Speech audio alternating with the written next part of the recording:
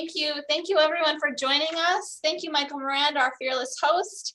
And thank you so much to Tappy Wilder. Such an honor to have you here with us today to celebrate Thornton Wilder's 125th birthday. Tappy, you have since, I think, the mid-1990s been the executor of the Wilder estate and done incredible work in that function. The Wilder family has currently an epic celebration underway, which will become more apparent, I think, this Sunday, when the day itself is here. April 17th, 1897 is the day on which Thornton Wilder was born 125 years ago. You can learn more about the celebrations and about all things Wilder on their excellent website, the family's excellent website, which I've given here is thorntonwilder.com.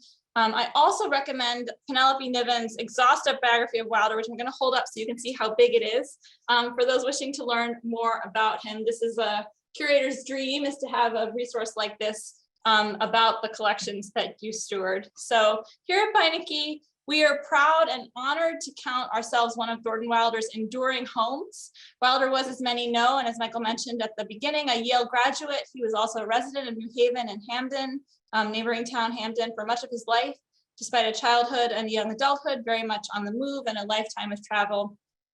The Yale Collection of American Literature became the home of Wilder's papers beginning in his lifetime.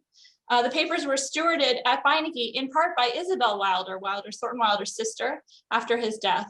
Additional contributions from the family have been ongoing from Isabel and Amos Wilder and others, including Amos Wilder's papers. He was Thornton Wilder's older brother, a theologian and religious studies scholar, as well as the records of Wilder's other sisters, Charlotte, an accomplished poet, and Janet, a zoologist.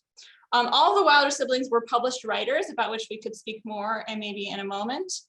In 2014, we acquired a large group of materials that include more family papers, as well as records from Wilder's agent and lawyers. And these were fully processed and just opened in 2018 or 2019. So this is all to say that there is recent stuff here as well. And there's still quite a lot more scholarship to be done on both Thornton Wilder and his extraordinary family. Today, Tappy and I are going to share some favorite items from the collections here, supplemented by a few more recent production stills. We're planning to keep it pretty informal, and we hope there will be a lot of time for questions and comments from all of you. I will not offer much further introduction to Wilder's work beyond the statement the Wilder family has created in their materials about his 125th anniversary, and I'm going to go back to the slide that we began with so I could read this line. Against the backdrop of the cosmos, Thornton Wilder celebrated the individual human heart. This statement captures Wilder's work beautifully, the way he contrasts great systems or the cosmic with the mundane and with everyday life. His work is highly variable. There is quite a lot of it, but I think this statement really captures the heart of his project, especially the three great masterpieces for which he is best remembered, each of which won Pulitzer Prizes: the novel The Bridge of San Luis Rey in 1927, and two plays, Our Town in 1938 and The Skin of Our Teeth in 1942.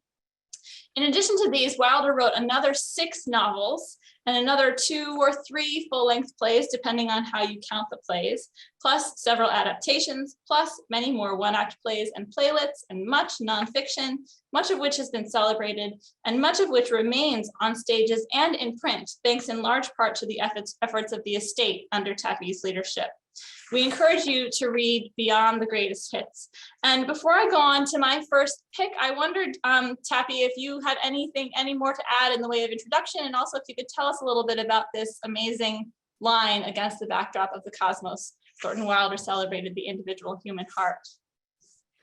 Oh, thank you, Melissa, and greetings to everybody on a Monday. Monday's never my best day, but it's really marvelous to be with you all and to celebrate, yes, Thornton's 125th birthday. His birthday actually falls on Easter, which is what you call being upstaged. So I am going to make a statement which will be available then, and then on the 18th we're going to have a little celebration about it. And it's been very exciting, and Rosie and Amanda and the people I work with and all the groups who publish and support and love Wilder are doing their bit. And one of them is the library. And it's a great thing. We're starting in a way with you, Melissa, and this is marvelous. I'll say one thing. It is true that in the last 25 years or 20 years, the library, we have fed the Beinecke an enormous amount of material that was never there. One of my academic friends has identified this. I'm referring to my father, who was a poet, literary critic, as well as a theologian, a New Testament scholar. And those papers are at Harvard Divinity School, but the literary papers are at Yale. And Isabel's extraordinarily important papers, which she held out, now available. Discoveries about Janet, about their sister Charlotte, and some of Janet, not to correct you, Melissa, but she was a scientist. Those papers are up in that marvelous public library in Amherst, but available. And her parents, he described them once as ancillary collections. They're not ancillary, they're central to a man whose life was so identified with his family. And you can therefore, because of all this work, triangulate on it.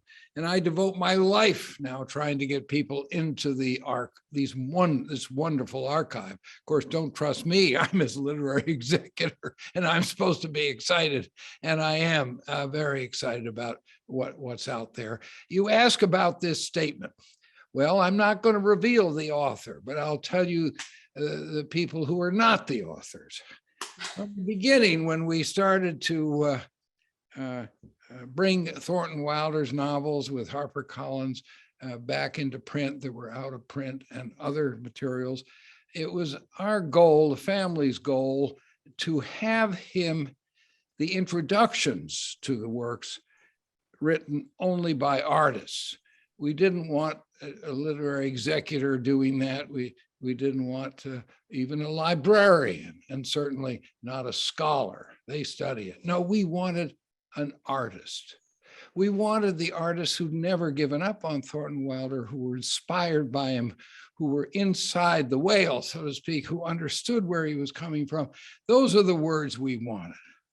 And so when it came to write what we call the flagship of the 125th, we approached a certain artist who will go nameless, a writer, a real writer.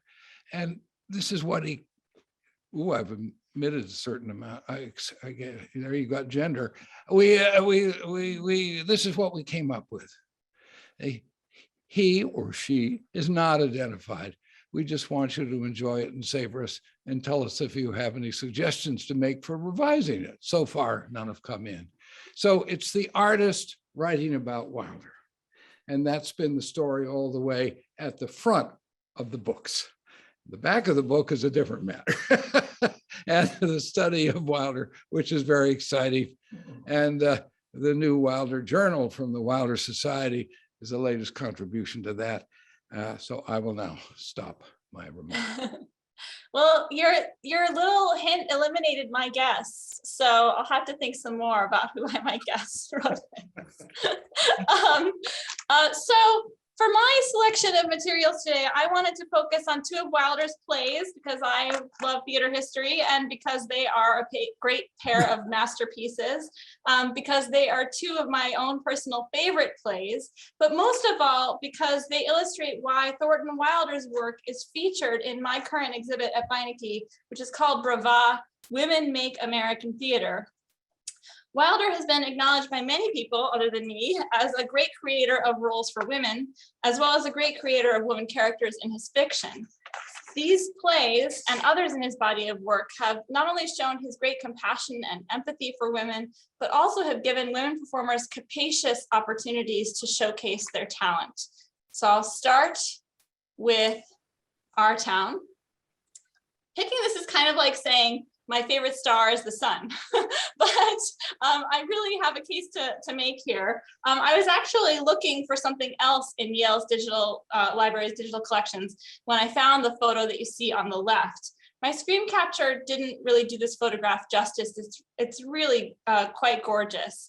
It's from the photograph files of the Yale School of Drama, a production that was just a few years after the play's Broadway preview premiere, which was at the McCarter Theater in Princeton in 1938. The photograph on the right is from Washington's Ford's Theater at a 75th anniversary production in 2013. I had the idea to share these when I saw the one on the left, because I think almost anyone who knows anything about Thornton Wilder could immediately identify the play from either of these photographs, even if I hadn't given you a caption. You would just see that photograph and say, that's our town. Being able to identify a play from a single still is a great test of its iconicity. But I think that it is both amazing and curious that this moment from our town should be iconic in this way. This is a draft of the play from Wilder's papers. It's probably this, it looks like it's the setting copy. So it's not the first draft. We have earlier drafts, and even in those earliest drafts, you can see the famous first lines of the play, which are these stage directions: no curtain, no scenery. The ladders are also included in Wilder's stage directions. So it's not like he said, don't use ladders, but even in these early drafts of the play, it makes a certain kind of sense that they would be so common and so recognizable as part of the Grover's Corners package. You know, anybody talking about our town could say to you, well, you just take a couple of ladders and then, you know, they're become a really common component of the play's story. But we have to remember, I think we should remember, that the ladders are not scenery. They're just part of the stage. As beautiful as those photographs that I showed are, and I really think they are, I think we would also do well to remember that the ladders were an invention and an imagined convenience. Wilder writes against the backdrop of the cosmos, and the backdrop of the cosmos is the stage. So that stage direction, no curtain, no scenery, was in its time a tremendous announcement, even if we could talk about how it was not wholly unique or wholly original. The playwright Donald Margulies, who teaches here at Yale, has called it a thunderclap. Our town was not received by contemporaries as a basically realistic drama that happens not to use any scenery. Instead, it was cited repeatedly by Wilder's contemporaries for its radical experimentalism as a forerunner in a movement. In some corners, he was credited as the inspiration to help theater break free from proscenium stages, to make it cheaper to produce and more nimble. Symposia were held about the possibility of scenery-less plays, citing our town. In 1942, Langston Hughes wrote a play called The Sun Do Move, and it had a stage direction stating that the play should be performed, and I'm quoting from Hughes, without scenery in the simplified manner of our town or Waiting for Lefty. So it was not at all unusual to see our town described in the same sentence as politically radical plays like Waiting for Lefty about striking taxi drivers, or Mark Blitzstein's anti-capitalist musical Cradle Will Rock. And then the character we see placed against the backdrop of the cosmos is a girl who grows into a young woman and dies giving birth, then reckons with her own death from beyond the grave. This isn't the tragedy of man, it's not the tragedy of her family after her loss, it's the life and death of a woman. And that was also radical. It's amazing actually to see Emily's role grow over the successive drafts of the play in Wilder's papers. Initially, some of her lines are actually delivered by the stage manager, and some of her scenes were cut and then added back in. So it seems like he wasn't sure if he wanted her part to be a whole part. Wilder created compassionate, complex, multidimensional roles for women, perhaps inspired by his close relationships with his mother and three sisters, as well as by classical literature. This is a photograph of another recent production, Miami New Drama's 2017 Trilingual Production. It was given in 3 languages, English, Spanish, and Creole. And this is the same scene. You can still recognize it, even though George and Emily are not standing on ladders. This version is one among many 21st century productions that have, in cooperation with the estate, and I hope Tapi will talk about this, worked to recreate the play for our time, not in tension with the play's long traditions, but in an acknowledgement that the play's tradition is innovation and witness of life as it is lived in the day-to-day, or in the minute by minute, as Emily says. Tabby, do you want to add anything about this production? I know the estate was involved in its creation. Well, I could talk a long time about this, but to give you the really short, yes, we were involved in this extraordinary production. You said it so well, Melissa. Innovation. It was a radical, innovative play, and I look at we all look at the productions when people want to do things sort of different from 1938 and measure it against that. Against that incredibly high bar, an important bar.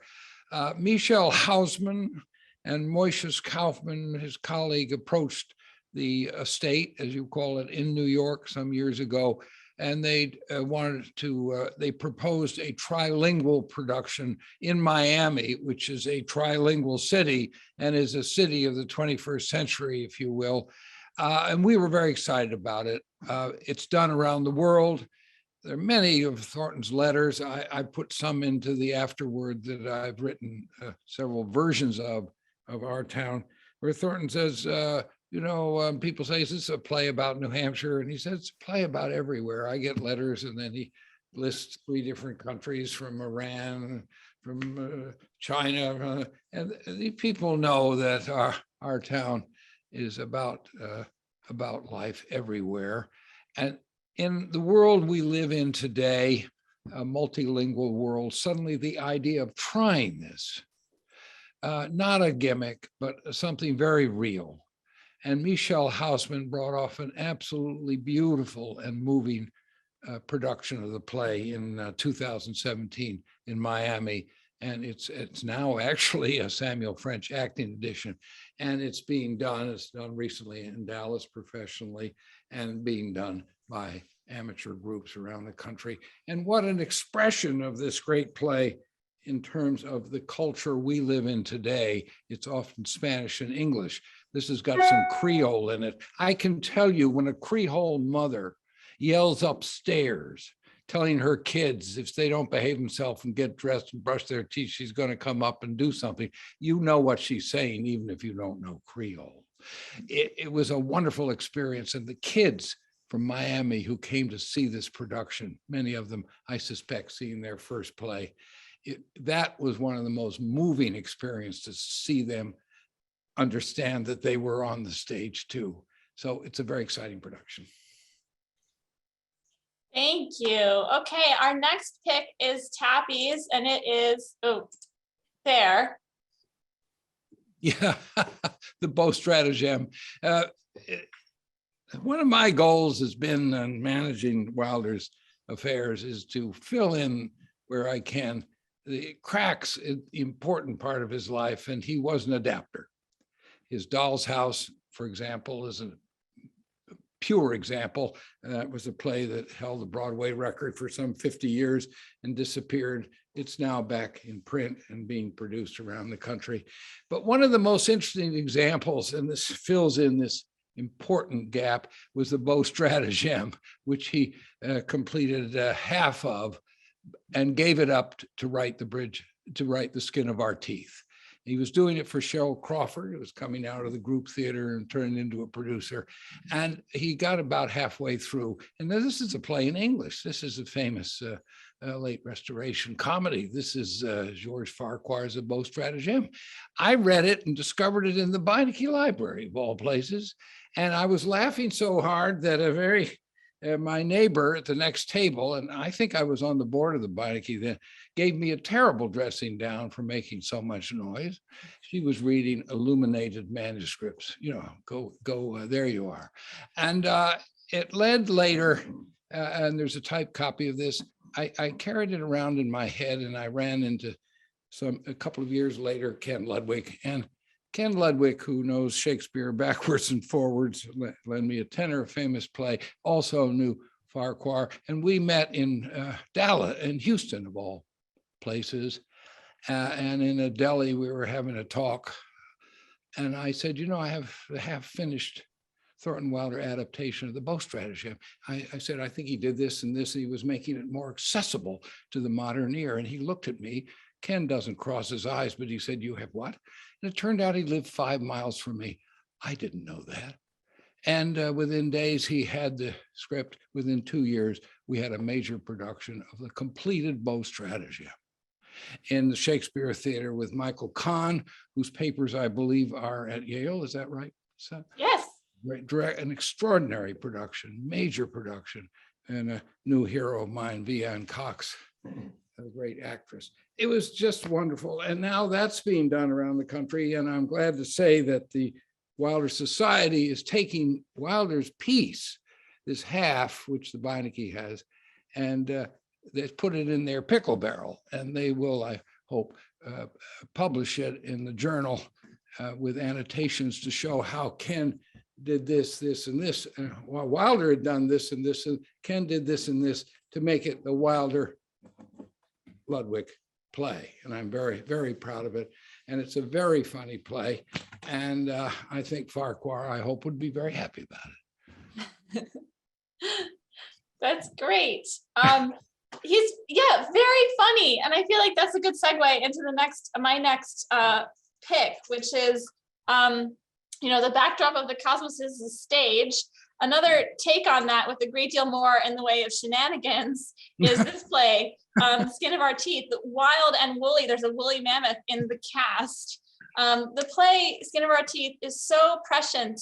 It addresses how a family deals with looming global catastrophe from climate and war and other familiar dangers. And it's really little wonder that the play has found so many audiences in the 21st century.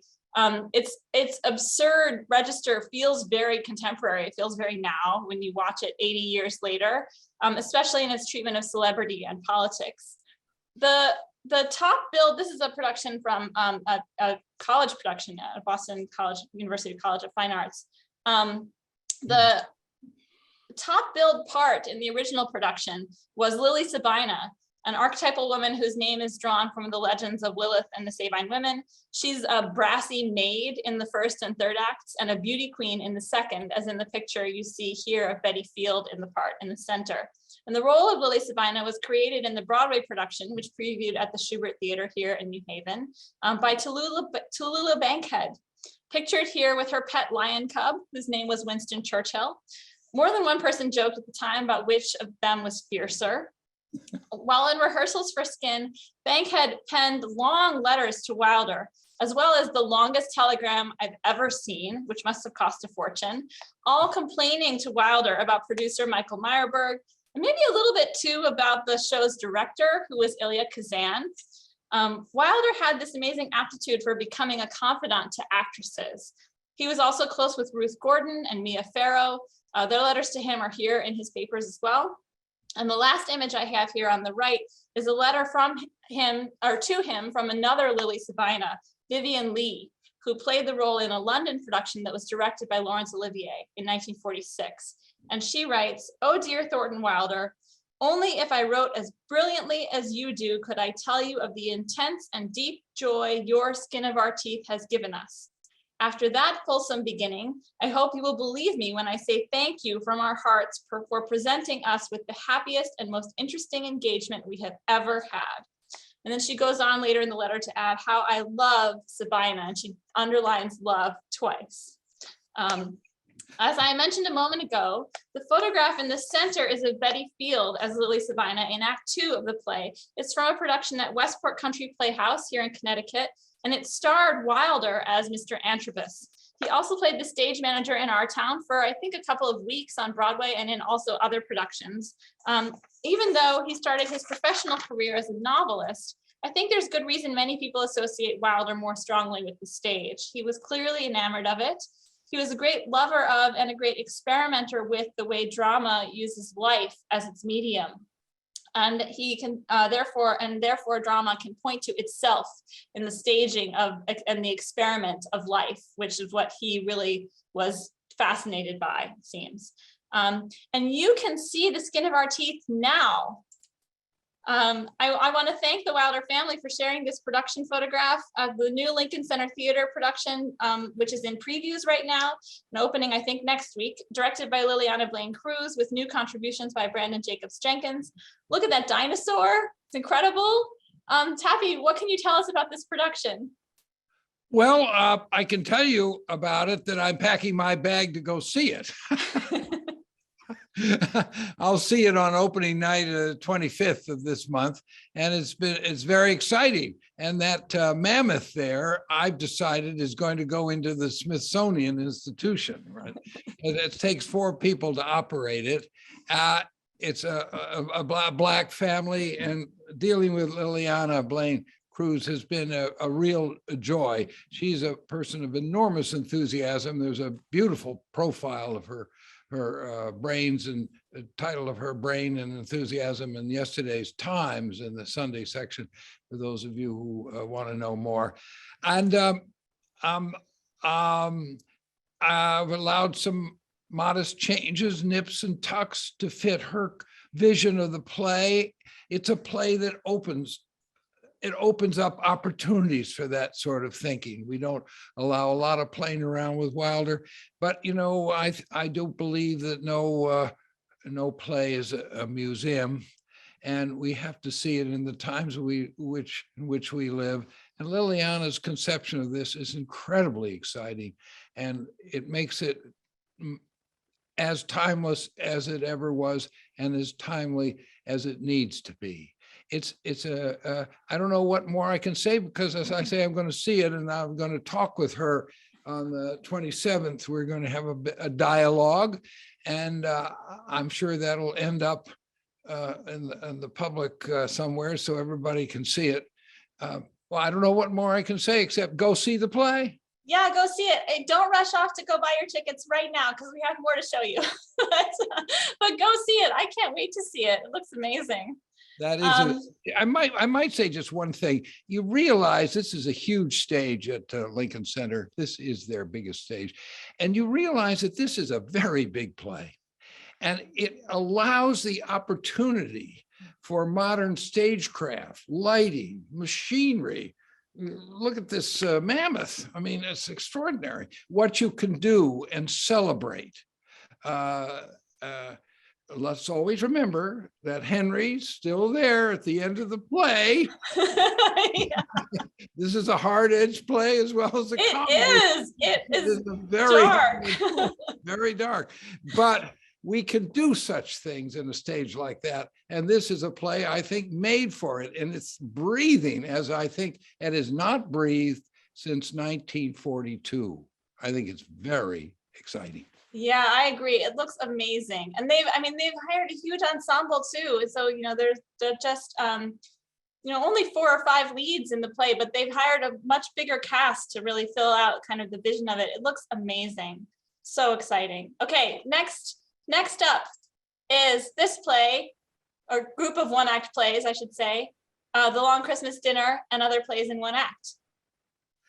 Well, I know time is running short, so I'll make this very fast. I'm extremely fond of book jackets and whatnot. And you're seeing here the $2.50 on the left, the $2.50 reader edition of the Long Christmas Dinner, with a gorgeous cover by Arthur Hawkins Jr., an amazing book designer. This is November 1931, and the $12.50 special signed limited edition from the Yale University Press of the same book, and they were rolled out together on a red carpet. I happen to believe, without but nobody's challenged me, that the appearance of these 2 books, a very expensive one and this gorgeous one, priced like a novel, and of course people read plays in those days like novels. And this is one of the most extraordinary rollout of a volume of 1-act plays in 20th century American dramatic history. I'm waiting to be told I'm wrong. Nobody has challenged me on that. Why was it that this book was released by 2 different publishers? Nobody's ever asked the question. And thanks to the papers and Wilder's legal papers, which are full of Thornton Wilder as well as his lawyers, I found that answer. So I'd like to reveal it today for the first time, because I don't think anybody's ever asked the question, and I'm going to give him the answer.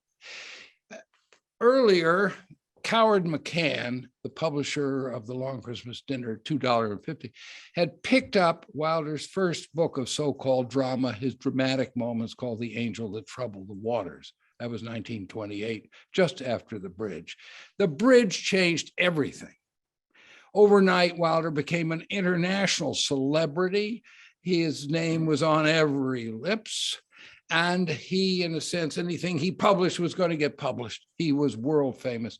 And give us more. Coward McCann gave him the first book of drama at the same year, almost within a year of the bridge being published. And he published a $2.51 and also one of these limited editions. And of course, his contract gave him the rights to the next 3 books. Thornton wanted The Long Christmas Dinner published by Yale University Press. It didn't occur to him to look at the contract. And just before things were about to move, Coward McCann, his friend he knew from Yale, Thomas Coward, a pretty tough cookie, appeared and said, you can't do that, Wilder. I have the rights to that book. So Norman Donaldson, the managing editor of the Yale University Press, and Timmy Coward sat down in New York and they cut a deal. I think they went to the Century. They were both members. They both knew each other. And the result was that Coward let Yale publish this expensive limited edition, and he got the $2.50 number, and they rolled them out together. They shook hands and everybody was happy. And it's an extraordinary story, and the plays were soon being done.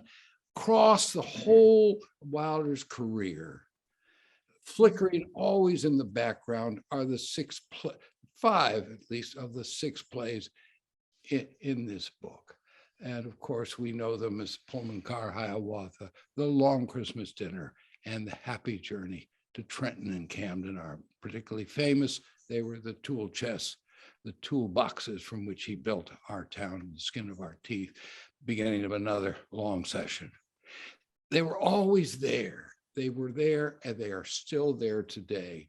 I hope that we'll find more scholars interested in studying the role that these plays play in his life. He could have lived on the income from these books alone. The plays, rather, from these books alone. And that was the beginning. That's how what could have been a nasty little spat turned into an agreement. And the 2 books appeared by different publishers. And it's all been a happy story since. Let's go quickly. We wanted to talk a little bit about the Wilder family, and we have some photographs here of them. This is the photograph on the right is a photograph of Isabel Wilder, Thornton Wilder, Isabella Wilder, who was their mother, and Janet Wilder. And then on the left is a portrait of Charlotte, who just happens not to be in the picture of everybody else together. And more family members are on the next slide. So I don't know, Tappy, what you might want to say about the family. Well, the family one, that's the summer in England. There's Isabel Wilder. She's now a graduate of the Yale Drama School. Thornton Wilder is the famous author of The Bridge of St. Louis Ray, who's just about to go walking with Gene Tunney, who's the most famous man in the world at that point, the heavyweight champion. And there's his mother. And there is Janet. She was born in 1910. She's about to go off to Holyoke and begin her career as a zoologist. And that picture was taken in England, and it was sent by wire and appeared in hundreds of newspapers in the United States, just as a picture. This is what Thornton Wilder was doing. He was covered now all the time, and the gossip columnists had him, blah, blah, blah. So that was an action picture of the great author of The Bridge with 3 members of his family. The Charlotte story, I hope, is going to end. Charlotte had a terrible breakdown in 41 and a prefrontal lobotomy in 47. And her life story needs to be told. Carolyn Maughan, a scholar at Wayne State in Detroit, has spent now many years and gathered all her poems together. And so I hope we're on the cusp of a major book of her poetry. And Thornton cared for her the rest of her life. And it's so lovely to see this picture. You don't see many of her after 1941. I have not seen this picture. It's new to me. So I dare not date it, but obviously it's high school, college era. A remarkable woman whom I used to see 2 or 3 times a year. I'm glad she's very much part of things and will be back in the picture even more so. Thanks. And then one more family picture, which this is an earlier picture of a young Thornton Wilder is on the right there in glasses. On the left is Amos Wilder, his brother, and Taffy's father. And then seated is Amos Parker Wilder, their father. Well, yes, I love this picture. And in fact, I put it in Heaven's My Destination in the afterword because this is all of us hopefully going to heaven, all of us moral issues and doing right and doing the best you can story. This is behind this picture is my father. He's at Yale as a junior. He's transferred from Oberlin. He's very unhappy. It's not been a good year. And his father suggests maybe you ought to go, this young man you see here, maybe you should drive an ambulance in the First World War broken out. Be a good experience for you. So he's about to go off and then he joins the army when we enter the war in Paris and he's demobilized there and he's finally going to graduate from Yale in 1920, the same year of his brother here, Thornton, who's at Oberlin and is going to be transferring to Yale. And there's the famous father. All these, my father's life has been studied, but there's a great deal of more work to be done. Penny Niven's book has opened the door to the life of Thornton Wilder, still a great deal to research about the many parts that he played, the forms that he played, and explore his life. The door is open, and the father desperately needs more study. Amos Parker Wilder, here he is having returned from China, not in great health, and he's going to remain in this country and die, as I recall, in 1936. His story is real complicated, and it's never fairly been told. He gets dismissed as a Puritan. People use the word Puritan, they don't have a clue as to what they're talking about. But it's a wonderful picture. Thank you for showing it. You'll find it in the back of my book, Heaven's My Destination. You'll see why I use it there.